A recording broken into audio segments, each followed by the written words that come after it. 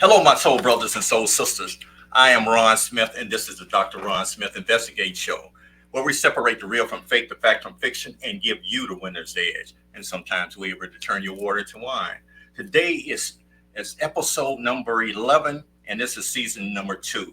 And today is my special guest. I have Crystal Goins. Yes, hi. Crystal is an author. Crystal is a doctoral candidate. Crystal is a been in the public school system for 10 years, I think 13 years, yeah. 13 years, and she's a yoga instructor, Yes. and she's bilingual. You're a bilingual instructor? No, not bilingual. That's a dream. Oh, okay. So, Crystal, tell us a little bit about yourself. So I'm from Hampton Roads. Okay. As I grew up in Virginia Beach. I'm from Salem area. Mhm. I'm from a large Filipino family. My parents were immigrants here. Okay. Came in here through the U.S. Navy. And I met my husband on Match.com. Wow. Yes. Actually, besides the kids that I have, which I have 5, ages 3 to 10, Okay. I even got my dogs online. My Wow. husband and my dogs and my schooling.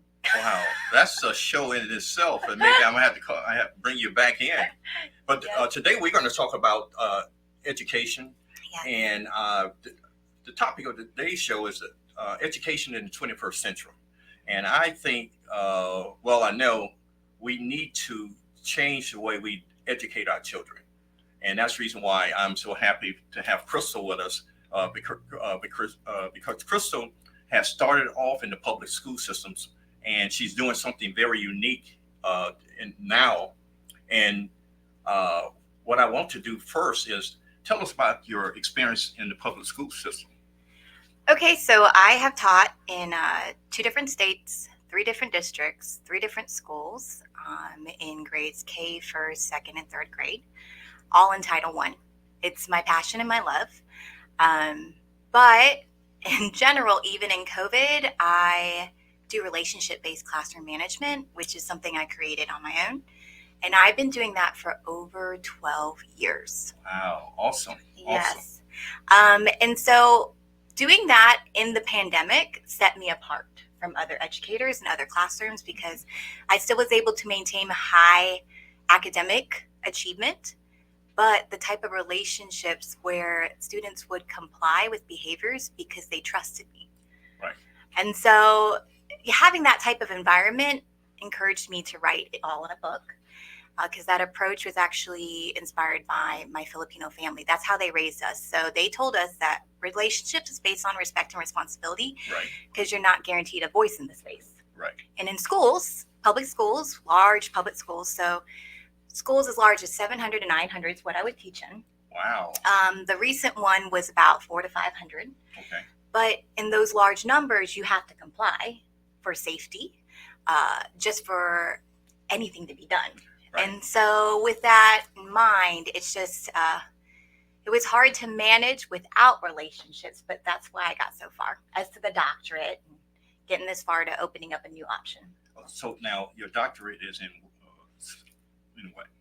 So my doctorate is going to be in educational leadership K through 12. Okay. Yep. And so I am endorsed already to do K-12 supervision. And I'm endorsed in English as a second language. Okay. I am that SEL facilitator and that yoga instructor. Okay. So I am interested in serving the whole child. Right. So relationships kind of foster that, being a parent of school-age kids. So 4 of my kids go to school. I send another, my 5th one in next year. And so it's very important that they come home to me as whole children. Right. Now, I wanted to talk about a little bit about your past experience in the public school system. Yes. And then I want to transition into what you're doing now. So, Yes. what's the pros and cons of the public school system? This is a really interesting question because the landscape has changed. There's before pandemic, then there's post pandemic. Right. So before pandemic, I mean, you're talking about decades of like traditional schooling, giving into, typical routines. Right. But standards were coming out and technology was being integrated slowly. Right. Things started changing in like 2015. Now, post pandemic, it was just like everything changed from, curriculum to textbooks you have to do from every standard, changed multiple times, down to a list now of books that are allowed to be taught from, Wow. down to books that aren't allowed to be taught from, down to there's just not enough funding. There's a lot of development, housing development, not enough space for all the children. So lots of portables, not a lot of teachers, a lot of teacher vacancy, and teachers especially who have families or come from just teachers from diverse backgrounds. Right. They can't sustain the job, and so there's just a lot of issues right now happening, but all of it happened in COVID. So just as a picture, like at my classroom in Title I may have 5 different levels, 7 to 9 different levels Wow. of achievement that I have to manage And on top of the demands. And what's the class sizes? So when I was talking Title I would be like 16, 17. Post-pandemic, I mean, online at one point I was 26 in 2020. Okay. But even in the Title I schools, they're supposed to be low, it's 21. If you're a non-Title I, it's probably as big as like 28 in the elementary schools. And sometimes in the middle, you're talking about 36. Okay. So what effect did you saw the pandemic had on children and their learning? Yes. So that's actually what my research is on. So my dissertation is on the impact of relationship-based classroom management on teacher self-efficacy and job satisfaction. Okay. So a study came out in 2023 that teachers are dissatisfied because children are like their major behavior problems, chronic absenteeism, lack of respect with parents, but also a big gap in social emotional needs for students that teachers aren't equipped to, understand or to intervene on. And without social emotional well-being, self-regulation, emotional regulation, no learning can be done. And so it becomes a personal safety hazard. So was that I guess an academic challenge, or was that a personal challenge for you? So for me, the personal challenges was maintaining the job and the kids and everything. But that's my wheelhouse. Okay. So I actually changed schools 3 times, even resigned for a job to finish an internship. I was on scholarship at Regent to finish my EdS degree. Okay. And then I've changed grade levels in the pandemic 4 times. And I maintained high academic achievement and classroom management. So for me, I was actually a trainer. So I became like an MTS building coach. Okay. I gave PDs and trainings to other teachers based on this. But it was my understanding that this was still very new to teachers. And on top of that, their workloads, they were already burnt out. So to receive this information and to apply it, they just didn't have much in them, in their tank, to apply it naturally. Right. So what led you to education? I mean, out of all the genres or careers that you could have chosen, what was special about being a teacher for you? It was my dream. It still is my dream. So I dreamed of being a teacher since I was 5, watching the Disney Teacher Awards. And I'm the only one in my family. Everyone's healthcare. So God planted it in my heart. Okay. Well, like a sidebar, my grandmother told me that I should be a teacher, and basically I looked at what the earning potential for a teacher, and that turned me the other way. But believe it or not, in my own way, that's the reason why I have the podcast, because I'm teaching financial literacy. How do you think the learning affect people, especially in the early stages of education, affect them lifetime? Frederick Douglass says you build strong children because it's hard to repair broken men. So developmentally, the learning potential caps out at like age 8, and then it gets harder. So to invest in our younger generation is to invest in, our future generation as well. Right. So younger the better. Now, I believe parents are the first teachers. Yeah. And what motivation should parents look for when they look for a school or look for in an instructor or a teacher? Well, they have to acknowledge that the times have changed. So social motivation is key. So when you're looking in a school environment, it's just not their amenities or their programs. You're really looking for the pro-social environment that's going to build the character of your child. Right. If you can't find that pro-social environment, you need to head the other way. So, what are some of the challenges in a public school system that negates that? Is it enough time, or is it because I saw where from 10 to 10 p 10 a.m. to 2 p.m. is a prime time for children to learn, and then from 2 to 5, that's I don't know where I read that from, but it seems like there are some I guess power hours that Yeah. that enable children to learn, and it's totally opposite of what we are doing in the public school system. Well, you have to understand that public school runs like a business. It's, by, tax dollars and so government funding. And so from transportation all the way to meals, it's all. So kids to make it to school have to wake up and go to their bus stop at like 6 a.m. Right. And then to have enough bus drivers for, elementary, middle, and high school, they all have to start at different times. That's a strain on the families, Right. And so, but it's all a lot of decisions have to be made based on the business and the funding. That's what you have to understand. Mhm. To serve thousands and populations and communities, you have to have funding. So some of those decisions are made based on the funding versus the student needs. Now, one of the things that I did a little research a long time ago, uh, John D. Rockefeller, back in the turn of the century, actually the 1900s, he intervened in this education system to train us, because I'm a public school graduate, to for work, for military, and to be good citizens. Yes.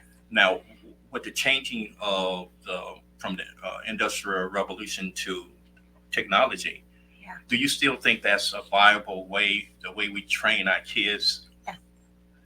Well, it's moving in that direction.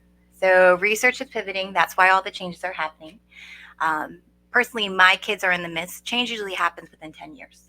So my kids don't have 10 years. By the time the change actually gets implemented, on the state and government level, my kids will, they'll miss the mark. Right. So, but they're heading in that direction again. So if you want to be part of the change, it's time to join in.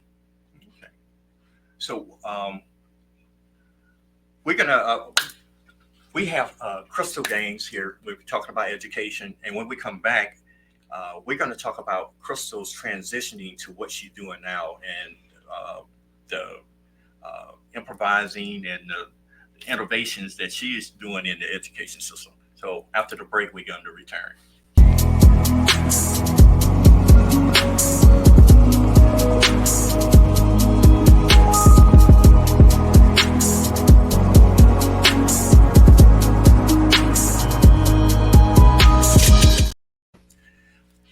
Hello, my soul brothers and soul sisters. Follow my show on YouTube channel, SKST Radio Network Podcast. Like, share, and subscribe. And we have Crystal Gaines here. And basically, we're talking about education moving from what traditionally what we call education. And I know everyone has their opinion. Everybody understands the challenges. And she has a solution to some of the things that we are talked about in the first 15 minutes of the show. And in order for us to really, we always say that kids are our future, and then kids are so important. But at the same time, look at what our tax dollars are doing. So Crystal has a solution to some of those things. And I want to talk about some of the things that you're doing innovation-wise in education. Yes. So I have joined the network, KaiPod Learning. So I'm part of their Catalyst program. And KaiPod is a network of micro schools. So for me, you can operate a micro school as a learning center or a private school. I choose to operate it as a learning center as an option 3 homeschool option for students and families. So I homeschool my one son and I send 3 kids to private school and 1 to in-home daycare. And I have sent my kids to Montessori, private, public, all within a span of 4 years. So, in my opinion, homeschool is the best option for freedom and personalization. So, I am opening Heartwise Scholars, a micro school that is relationship based. It's a homegrown learning community for pre K through 8th grade students to thrive socially, emotionally, and academically. So, we instill lifelong learning habits, critical thinking, and academic goal setting that empowers students to be themselves while working towards their future. Well, you kind of answered. I had this little anecdote. Basically, if I was going to a new city, somebody could give me a map and tell me this is where the location you need to go, Yeah. or they can point it out to me that, hey, take a left at the light and go down to Yeah. the building on the end, or they can actually say follow me, and they actually take me to the location. Mhm. That's what I see that are, especially when young children are trying to learn, is that they learn not only connectedly, visually, basically, but if you can actually show them, tell them, and actually get them involved in it. Yeah, And it sounds like that's what you're doing. I am. In my learning centers at KaiPod, we're allowed to make our learning center basically our dream school the way we want to Okay. cater to our community. And for me as a parent and a 21st century student, the last 4 years, and a teacher, what I've seen is that our kids are way always behind a screen and not out in the real world. Well, there are not a lot of spaces that afford that. Even educational options have little green space. And so that's why I want a home based option where we can have indoor and outdoor settings so that we can have more learning opportunities. In your experience, uh, what model did you see most children gravitate to and be more successful? Well, that's the thing. Post pandemic, I've taught kids virtually and I've taught kids in person. And what I see is they're a mix of both. Okay. My introvert kids love virtual. They find their confidence in seeing themselves on the screen. They find a sense of intimacy being with them. So offering that virtual option where they're on camera, where they see pictures, where they're posting of themselves in front of a community is very special to them. But in person, kids value attention. They value a voice. They want to be seen. Yes. So some kids want the in-person option, that community feel, that social environment where they feel like they're part of a group, but they're authentically going to be themselves. Does class size matters, and does the instructional staff matters to children? That's why, yes, it does. Because as a parent, I can tell which teachers invested into my child holistically and which teachers were there and tried. But the quality of teachers, it's, they have to be invested in relationships first. And when you're doing that, you know those kids and you target needs. You can't love that kid without hitting their needs. And so I need that teacher that's naturally going to go there. How? What's the best parental involvement that been to your experience? Uh, could you give us an example of what would be ideal parental involvement? So the ideal is someone who would just partner with the teacher in terms that education is important. Now, me and my husband both, he works at the hospital, 12-hour shifts, 20 shifts a month. And I worked multiple jobs to afford the private school. Okay. So I haven't always been physically available, but that teacher just has to tell me, and I am a partner through and through. So in Title I find the same thing. As long as the parent is there to, encourage education, we can be partners. But it's when they're not and we're sending a different message, that's when it gets hard. So what is the, I guess, the disconnect in communications that you have seen, and I'm going back to the public school system, that you have seen that if you could have changed things, you would have done? Well, in terms of parents, that's one thing I would have changed. Parents have the perception without education, we're just a daycare. So when we're just a daycare, the focus isn't learning, it's over, whether their personal needs are being met or, they're physically safe. Mhm. But we didn't get into the profession as teachers to be a daycare. If we wanted to be a daycare teacher, we wouldn't have gone to school. And so it was just one of those things where we don't feel valued and appreciated. Okay, and I might touch on be a little touchy subject, but why is the system as I see it, and I won't put words in your mouth, outdated? Again, it's a large business that, it runs with many different communities, and the schools they're not all equitable. So the needs of one school in the same district are completely different for a school right down the street. And because of that, to find